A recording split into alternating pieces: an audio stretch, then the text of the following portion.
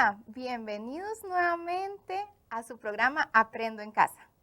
Soy la profesora Andrea Arias Quesada, de Física, de 10º año, y estoy muy contenta de estar con ustedes. Es importante que aprovechen esos espacios, porque sabemos que a pesar de la pandemia, la comunicación y el conocimiento nos mantienen unidos. Por eso es momento de preparar nuestro espacio para trabajar. Es importante que busquen un espacio cómodo, con iluminación, donde puedan tener cuaderno, lápiz y también pueden tener la calculadora. Y también es importante que se encuentren motivados, que tengan esas ganas de seguir aprendiendo. Es importante que también inviten a sus familiares a compartir de esta maravillosa clase de física. Ahora sí, ¿qué les parece? Hoy vamos a estar trabajando un tema muy interesante. Vamos a trabajar sobre magnitudes físicas y vamos a ver cómo las podemos clasificar. También es importante que ustedes me ayuden a resolver algunos ejercicios.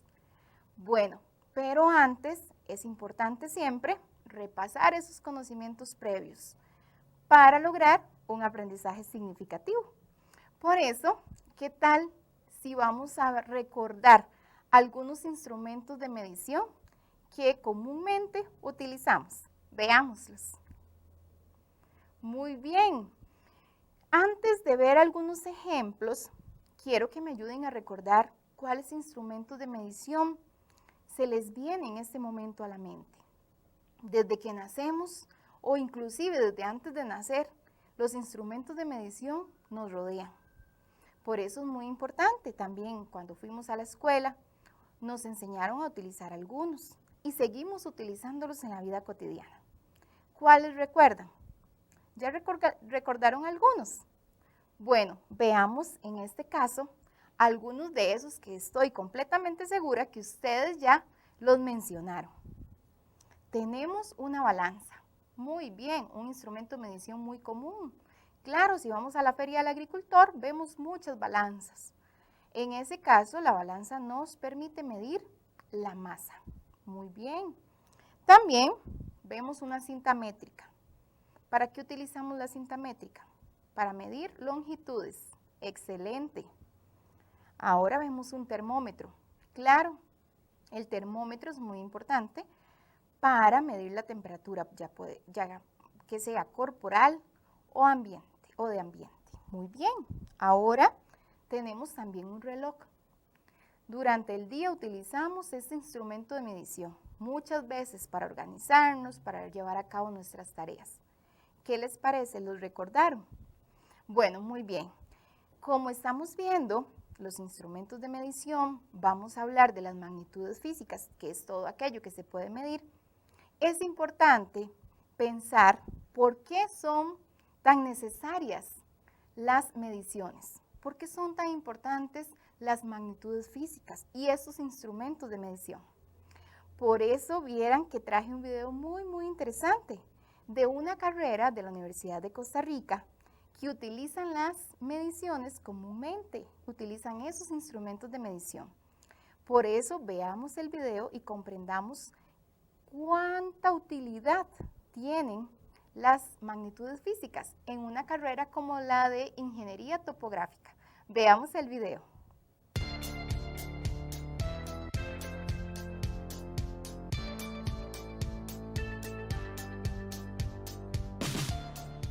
En la carrera de Ingeniería Topográfica hay mucha diversidad de equipos, son 5 niveles de prácticas de campo donde los estudiantes inician con equipo básico, inician con prácticas sencillas, teniendo sus primeros contactos con lo que es la medición, con la destreza de los equipos y después van subiendo de nivel de dificultad, tiempos de práctica, equipos que utilizan, ¿verdad? Y conforme la tecnología va avanzando, han entrado cada vez equipos más sofisticados, de mayor costo, que los estudiantes deben ir teniendo la destreza de manipularlos de forma correcta. Fuera de las aulas, cuando los estudiantes ya están en un nivel superior, más avanzados, hemos estado haciendo colaboraciones con otras áreas de la misma universidad. Ejemplo es el Laboratorio de Materiales de la NAME, en el que hemos colaborado en el 2015 con el levantamiento de un pilón de un puente. En este año estamos colaborando con el INCOFER, estamos ayudando a levantar la línea del tren, los retiros, los derechos de la línea de tren entre la estación del Atlántico y la estación del Pacífico. Ha sido muy importante, los estudiantes se sienten muy identificados, ¿verdad?, con la colaboración en el país, en un área importante como es el tranvía.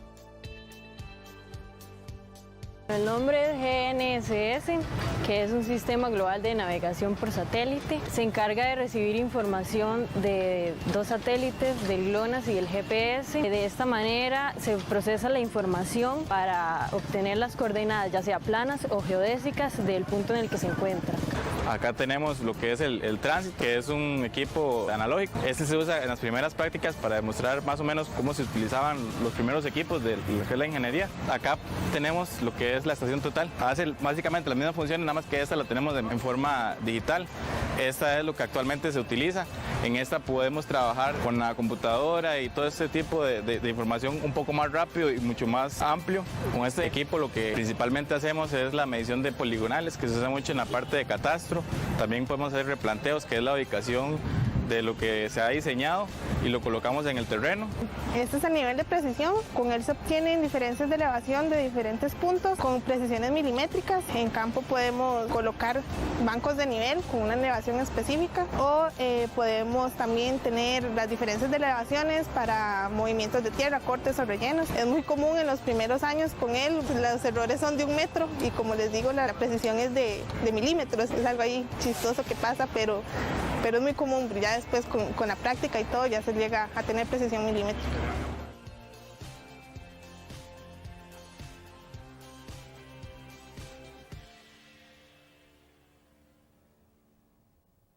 Muy bien, ¿qué les pareció el video? ¿Vieron la importancia de las magnitudes físicas, de esas mediciones en una carrera como esta? ¿Habían escuchado hablar de esta carrera?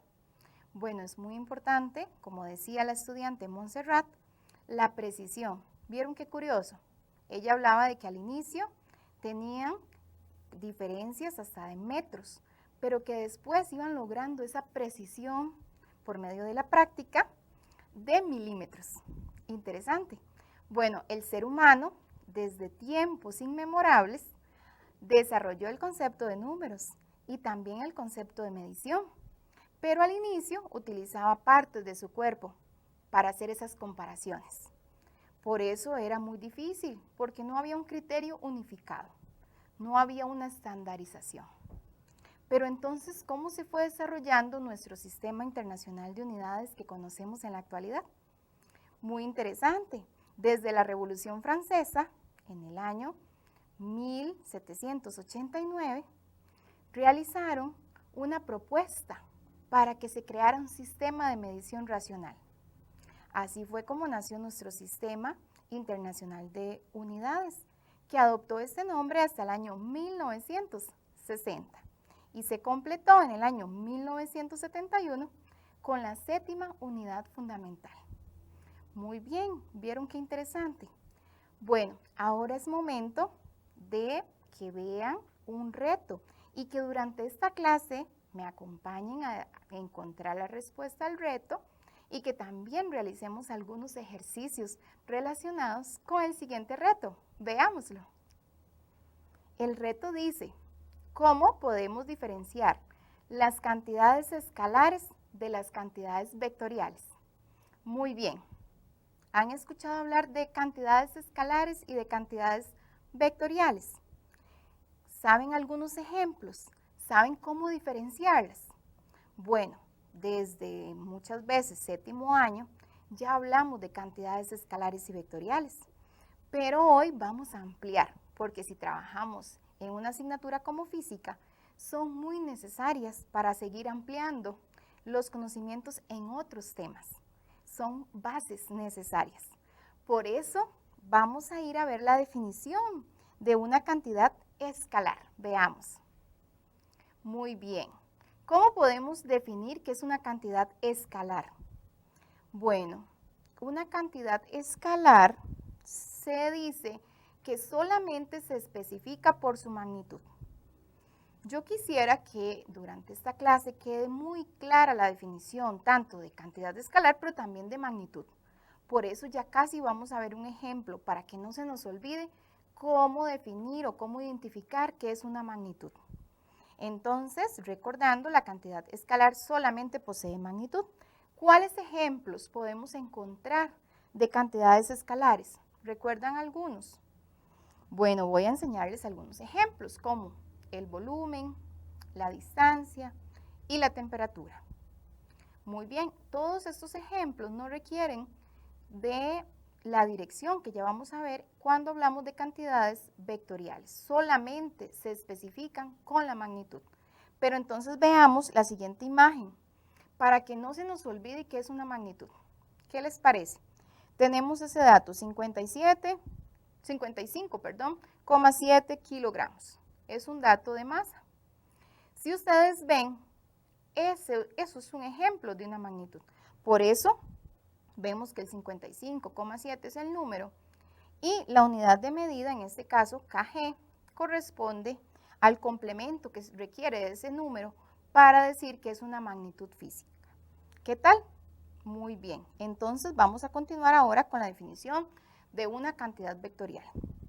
Como antes ya les mencioné, la cantidad vectorial se especifica por una magnitud, es decir, vamos a encontrar un número, una unidad de medida, pero también debe tener una dirección, que muchas veces podemos hacer referencia con puntos cardinales, podemos utilizar derecha, izquierda, arriba, abajo, grados. Entonces son muchas formas de asignar direcciones. Ok, ejemplos de cantidades vectoriales: el desplazamiento, la velocidad y la fuerza.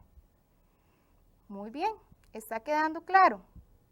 La diferencia, recordemos que es que en la cantidad vectorial debemos siempre contar con una dirección, además de la magnitud. ¿Qué tal si vemos un video? Para que ustedes vayan tomando nota, tienen que observar el video para que ustedes puedan identificar en ese videito corto que les traje ejemplos de cantidades escalares y cantidades vectoriales. Veámoslo.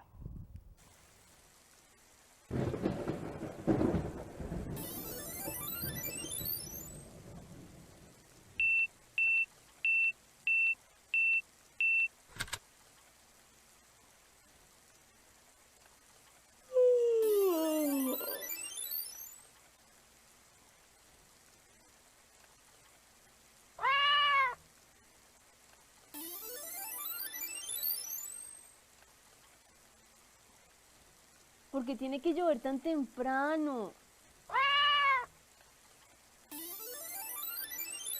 ¡Qué envidia! Te quedas en casa y no tienes examen de física como yo.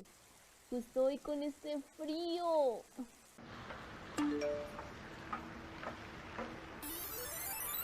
Bueno, es el día perfecto para ponerme mi bufanda nueva.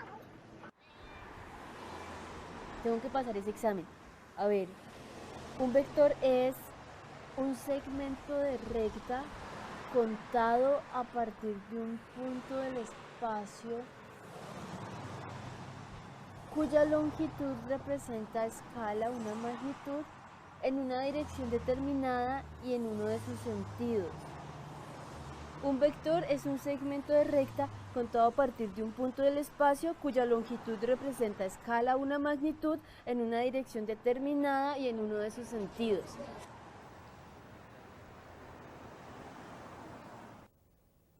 Muy bien. ¿Cómo les fue? ¿Lograron ver esos ejemplos de cantidades escalares y cantidades vectoriales? ¿Lograron anotarlos? Excelente, claro, vieron qué fácil poder hacer esa diferencia. Por eso vamos a ver la siguiente clasificación según el video para ver si lo tienen igual. Veamos. Ok, en las cantidades escalares pudimos observar un ejemplo del tiempo en ese reloj despertador que estaba en la habitación de la niña. Muy bien, también cuando la niña dijo que el día estaba muy frío, ahí observamos otro ejemplo de cantidad escalar, en ese caso con respecto a la temperatura. Y también vimos dos ejemplos de cantidades vectoriales, ¿los anotaron? Bueno, el primero, la fuerza, cuando la niña levantó el gato. Y después, el desplazamiento, cuando la niña realizó ese recorrido y se vio la diferencia del punto inicial al punto final, en el caso del recorrido que realizó hacia su centro educativo. ¿Qué tal? Excelente. ¿Les fue bien?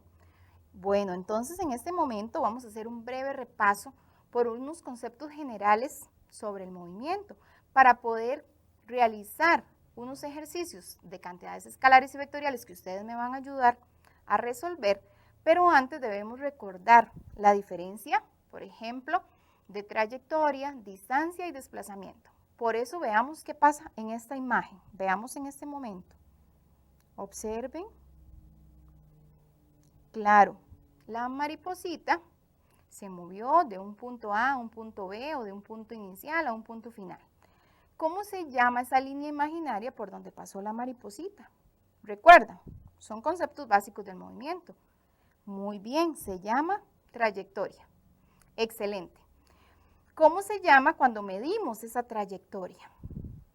En ese caso tendríamos el dato de una cantidad escalar que sería la distancia, la medida de la trayectoria. Y después, si hacemos una línea recta del cambio de posición de la mariposa, observamos el desplazamiento. Ese desplazamiento sería una cantidad vectorial, es decir, requiere de una magnitud y de una dirección. Muy bien, con base en estos conceptos, ya casi vamos a resolver unos ejercicios, pero antes quiero recordarles que las magnitudes vectoriales se representan mediante los vectores. Y vamos a recordar brevemente las características de un vector. Un vector se representa con una letra mayúscula o minúscula y por lo general se le coloca siempre una flechita en la parte superior de esa letra para recordarnos que tiene dirección. Además, podemos encontrar la magnitud del vector, que también se le conoce como módulo. Encontramos la dirección, que es la línea de acción sobre la cual actúa el vector, y encontramos el sentido, que está dirigido con la cabeza del vector. Muy bien. Ahora, como ya hicimos un repaso de las características, vamos a ir a resolver unos ejemplos. Tenemos un caso. Les traje el caso de Amanda. Ella es una joven que se encuentra en el Parque Alberto Manuel Brenes en San Ramón. Como soy de San Ramón, me encanta este cantón alajuelense.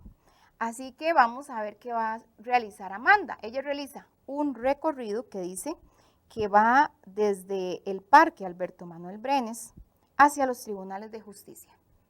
Ustedes me ayudarían a encontrar la distancia y el desplazamiento, en este caso que Amanda necesita resolver. Entonces veamos cómo fue el recorrido, utilizando la tecnología.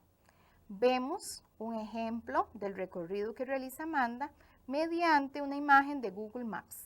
Entonces vemos a Amanda ahí ubicada en la esquina sureste del Parque Alberto Manuel Brenes. Muy bien, y ella se dirige hacia los tribunales. Veamos el recorrido que realiza Amanda. Excelente. Mediante la misma herramienta de Google Maps podemos tener la medición de ese recorrido. Si ustedes ven ahí en la parte inferior de los pies de Amanda, dice cuánta longitud recorrió, en este caso la joven. Veamos con esta flechita la trayectoria representada. Ahora vamos a dar dos datos. Un ejemplo de cuánto fue la distancia, que se refiere a una cantidad escalar. Y también quiero que me ayuden a encontrar el desplazamiento, que es una cantidad vectorial, en este caso de Amanda. Ya lo saben, ¿cuánto podríamos decir que fue la distancia recorrida por Amanda? Excelente, 400 metros. Y se refiere, como les decía, a una cantidad escalar. Ahora, veamos cuál fue el desplazamiento. ¿Ya lo tienen? Muy bien, 400 metros, pero vean la diferencia. Le agregamos dirección, porque el desplazamiento es una cantidad vectorial. ¿Ven qué fácil? Muy bien, en este caso coincide la magnitud de la distancia y el desplazamiento porque fue solo un recorrido en línea recta. Si ella se devolviera al punto de partida, realizaría una distancia de 800 metros, pero un desplazamiento de 0 metros, porque regresaría al mismo punto donde partió. pero en este caso entonces nos coincidieron las magnitudes, solamente que en el desplazamiento le agregamos una dirección. Interesante, ¿verdad? Y fácil. Bueno, vamos a continuar con otro caso. Como Zarcero tiene un parque tan bonito, entonces veamos el caso de la joven Ana que se encuentra en el parque de Zarcero. Y ella realiza el siguiente recorrido, 400 metros hacia el este y 400 metros hacia el norte. Y de igual manera ayudémosle a Ana a encontrar la distancia y el desplazamiento. Veamos. Tenemos el mismo caso, o sea, lo que hicimos igual fue con una imagen de Google Maps, pero ahora utilizando otra herramienta de GeoGebra para poder también ubicar el recorrido de Ana en un plano cartesiano. Veamos cuál es ese recorrido que realiza Ana. 400, hacia el este y sube 400 en dirección norte. Entonces, también es importante recordar que mediante el plano cartesiano ubicamos dos puntos, que son esos recorridos que realiza Ana. Como ustedes ven, el punto A, con su par ordenado, que nos indica 8 unidades en el eje X y 0 en el eje Y. Ella solamente se movió de manera horizontal hacia la derecha, hacia el eje X positivo.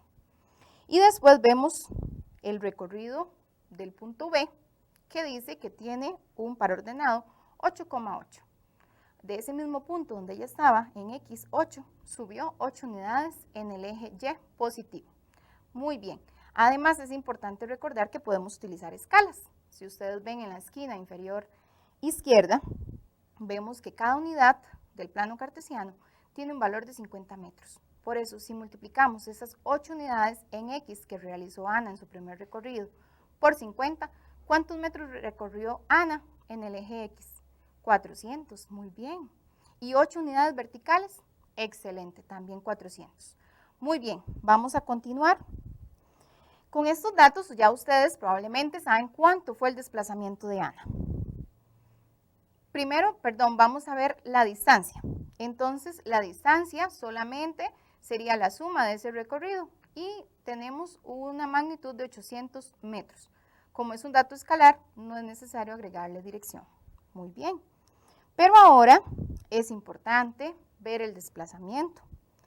Es también importante ver que se nos formó con el recorrido de Ana. Si trazamos el desplazamiento de Ana, que en este caso se ve con color rojo, se nos forma un triángulo rectángulo. Y ya vamos a ver para qué nos sirve.